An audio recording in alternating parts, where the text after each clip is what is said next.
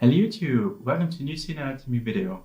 This little hybrid synthesizer from Arturia, the MicroFreak, just got an amazing free update.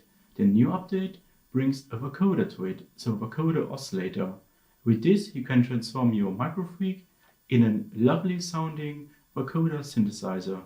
And thanks to this update, the headphone of the backside on the right side here will be an audio input, so you can input any microphone in it or buy this interesting vintage style microphone from Arturia. It's around €19, and then you can attach it, and then your MicroFreak is a cool little vocoder. How this sounds and if it works, we'll check it out now in the video. So let's go.